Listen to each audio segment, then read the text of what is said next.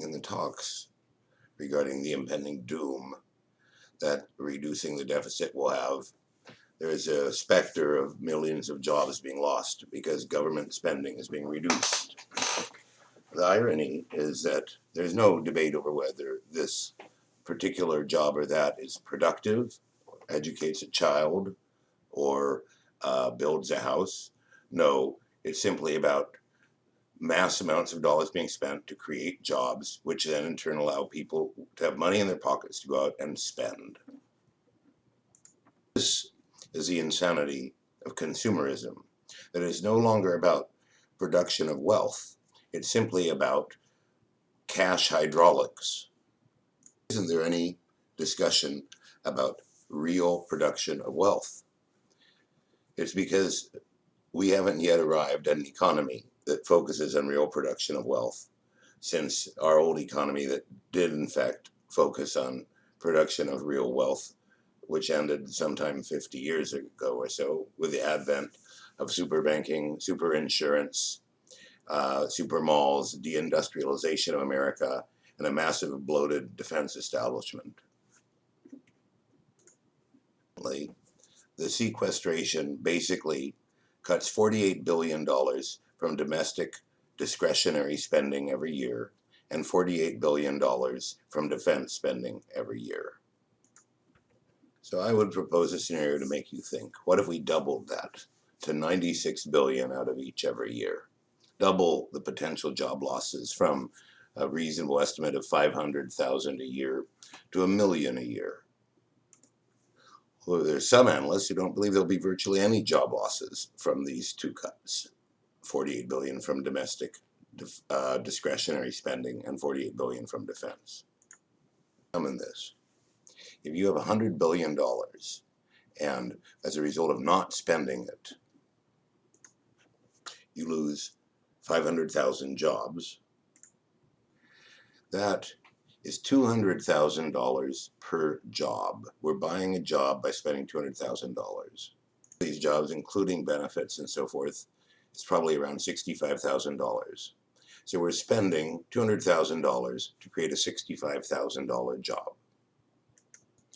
So apparently we're all fighting over being able to fund $65,000 jobs by spending $200,000 without even questioning this. I spoke to a friend of mine who's a government economist, and I suggested we simply use the money by rebating it back to the people, and I used the example of small business loans, and he was all for that. If we doubled this sequestration and used half of it for small business loans, we would get vastly more jobs than we're getting through the current mess while gradually reducing our deficit. But why should we have the government pick who should be funded or not by small business loans?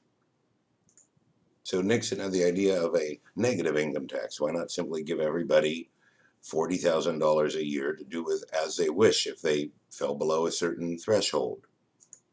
Bottom 20 million households in the country, give them each $40,000 each. That would only be $800 billion. And we spent bailing out the banks. No questions about these greater issues. There's simply fear-mongering. The best article I found is from bipartisanpolicy.org. You just Google that and sequestration and you'll find this analysis, which fell pretty much down the center in the various analyses I saw.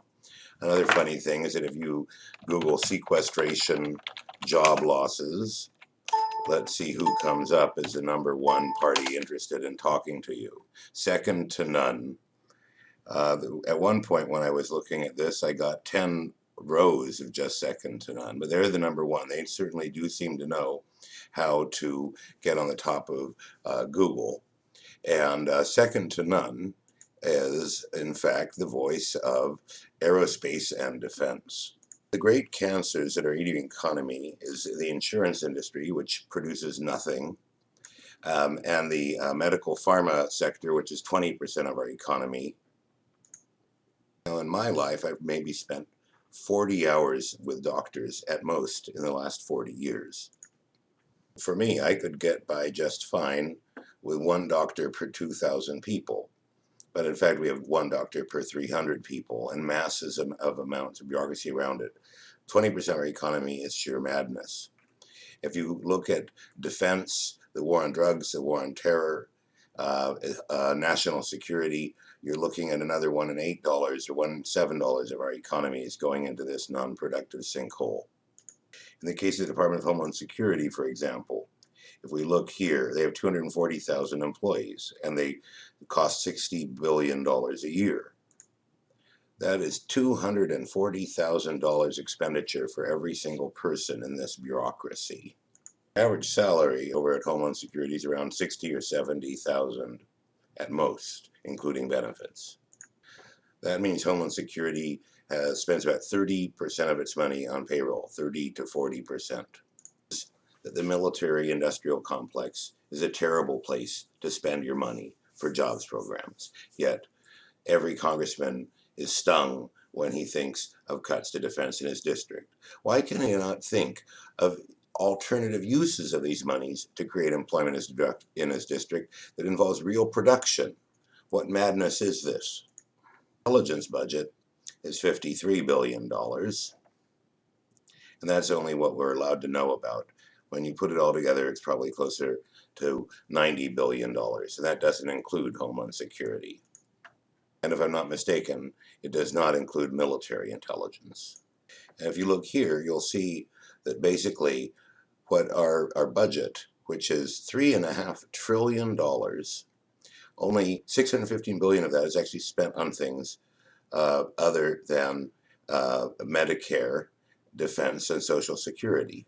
So let's subtract out Social Security and Medicare from this, and you'll see that we spend as much on defense as we do on discretionary, on all our programs put together. And in fact, the interest, which is largely generated by overspending on defense, is now eating away. It's $1 in every $3 when you compare interest to discretionary spending. $1 in every $4 of our ability to fund programs in the United States simply to interest from overspending on military imperialism. For those of you who think this is a good idea, here's a chart showing the USA's expenditures versus China, Russia, so forth, and you'll see that most of the other countries that spend a lot on the military are in fact our allies. So let us sort this, spending in billions. Whoops.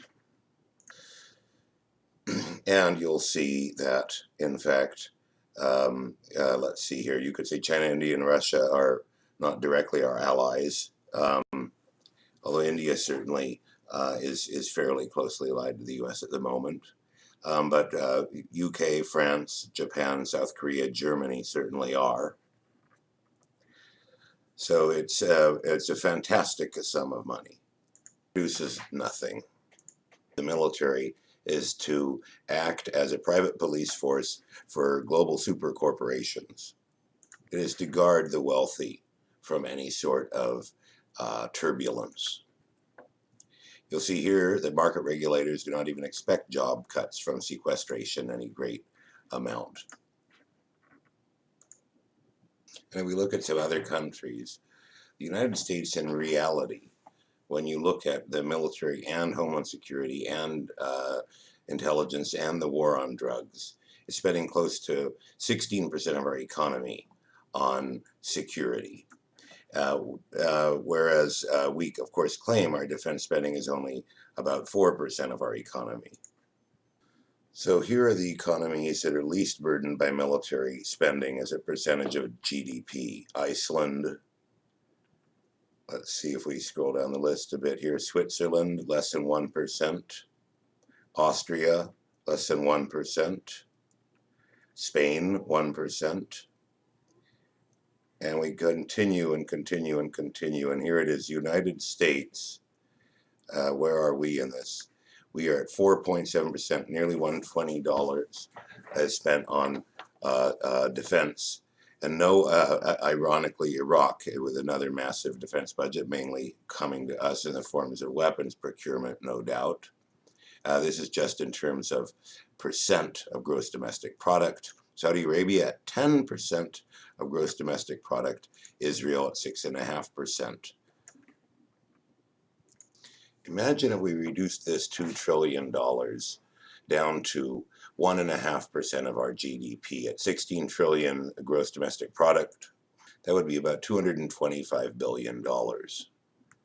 And when you compare that to other countries' militaries, on parity with China, for example, that would literally be enough money that you could give the bottom third of this country $50,000 a year for each household for funding towards small business if you want to put some strings on it.